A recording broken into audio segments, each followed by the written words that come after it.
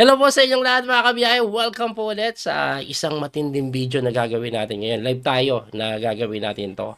Dito po sa ginaganap na Casablanca Chess 2024. Apat na player lang po yung kalahok dito. Grandmaster Magnus Carlsen, Grandmaster Hikaru Nakamura, Viswanathan Anand, and Grandmaster Basim Amin, yung number 1 player po ng Egypt. Over the board po tournament na ito na ginaganap ngayon sa Morocco, Casablanca. At ang matindi, hindi tulad ng other tournaments na normal lang, magsisimula ka sa opening, middle game, end game. Ito, ibang klase. Magsisimula ka, middle game agad. So, randomly, pipili po sila ng sikat na posisyon, tapos, ipapalaro sa inyo yung middle game, equal naman na middle game according sa engine evaluation, yun ang ipapalaro sa iyo. At ito po ang kanilang napili. Laban po ito ni Steinich at ni Chigorin. Matagal na to, 19 kopong-kopong, hindi ko lang alam eksakto date, pero E4 po to, Evans Gambit, ayan no, oh. Ayan yung sa sacrifice, di ba Joko Piano C3, ito Evans binibigay, pero ang kapalit po niyan, ayan matinding development, oh. Bishop doon, bishop dito, and then here. Pagka-castling, eto na. Eto po yung posisyon na pinalaro sa kanila. So, lahat po sila, yan yung lalaruin. At white si Magnus, black po si Anand. Ang tinira po ni Magnus, Rook D1. Pagka Rook D1, nag-bishop B6. I'm sorry guys, until here pala yung laro. Sorry. Yan, hanggang dito pala. Dito pala nag-isip si Magnus una kasi kung titingnan nyo po, hindi nabawasan yung oras, hindi din nadagdagan masyado. So, dito na po pala, ang tinira po dito ni Magnus, Knight A3 lang. Na hindi pa nga daw ganun kaganda. Ang sinasuggest kasi po dito ng engine, kainin lang daw po ito, tapos pagkabawi, Queen G6.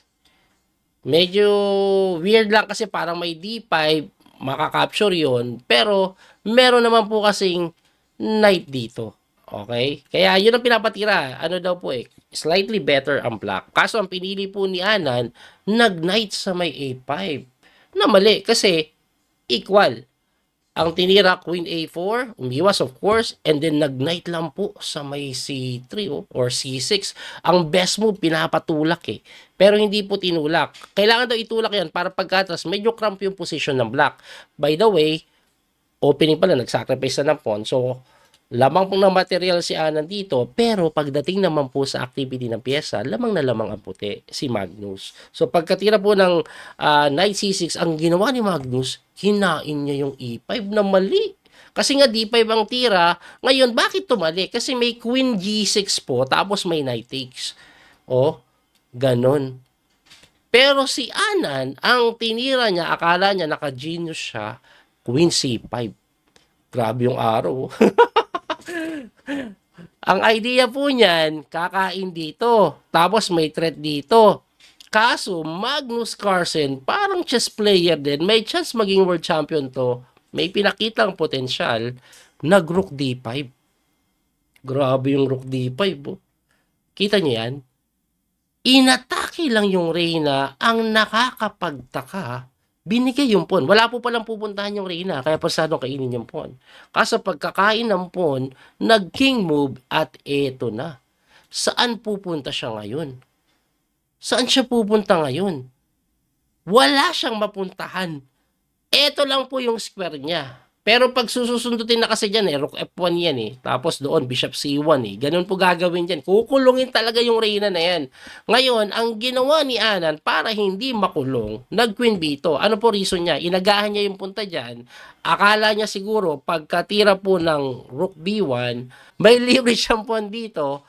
Kaso, pag kinapture niya, gaganunan lang Kaya napakain na lang po yun ng kabayo. Kasi makukulong na talaga, wala nang way para makaligtas.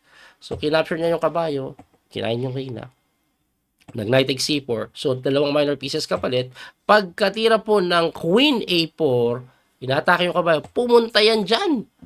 Na sinagot ng may araw na. Walang kasuspense-suspense no? Kinain lang. Alright, ano mangyayari pag kinapture mo yan? Libre yung kabayo. Ang ginawa, Knight takes D5. Interesting nga naman, di ba? Pero si Magnus Carlsen, tiradang malupit, naparesign si Anand, brilliance matindi. Boom. Nag-resign. Bakit po? Kasi pag kinapture mo yan, kakainin lang to. Let's say, kumain ka dito. Tingnan nyo po, bilangan nyo yung material. So, ang kapalit po ng Reyna is 2 tore plus 1 kabayo, no? Parang ganun. Paano ba ito computein? Okay, eto kasi katumbas niya, no? So, basically, 1 night up. At yan ay completely winning na. So, nag-resign na po kasi madali na po ito ipanalo. Bukod sa underdevelop pa yan, lamakas ang material, eventually mapapanalo mo din naman talaga yan. At bilang pagrespeto ni Anan kay Magnus na chess player din, nag-resign na. Grabe, no? Grabe. Live in-analyze. Ang lakas ni Magnus talaga, promise. Anyway, sana po may natutunan kayo, nag-enjoy kayo. Abangan nyo po yung next video ko. Muli, ito po yung Coach Pili Master Daniel Causo. Mas matindi yung laro ni Naka. Abangan nyo. Bye-bye po. God bless. End stream na. Live gumawa ng video, no? Ganun ako gumawa ng video. Nakita nyo na pag live. May mga error pero okay lang. Konting edit. Ba't din nag-Queen F2 Coach? Ba't tinix yung knight? Babalik na lang. Oo nga, no? Ba't hindi ko na silip yun. Ngayon ko na ipakita. Kasi pag nag-Queen F2 ka, Bishop naman po ata ang pantatrap sa'yo. Or pwede mag-Rook F1 lang, and then, eventually, yung Bishop ang dadali sa'yo. Tama, no? Tingnan nga natin yun. Ba't ba hindi ko na pakita yun? Nawala na sa isip ko eh. Ayan, dito, di ba? Bakit hindi po siya nag-Queen F2? Kasi pag nag-Queen F2 siya, okay, bumalik ka, parang hindi lamang. Dito, gaganon, ganun pa rin. Pag kinapture mo, yan yung mga pwede mangyari, di ba? Bishop dito, balik na naman, tabla lang, Rook B5. Yan po ang mangyayari. Hindi ko lang napakita. Pero basically, ganun din yun eh. Parang similar. That little mouse, 'cause I'm an albatross.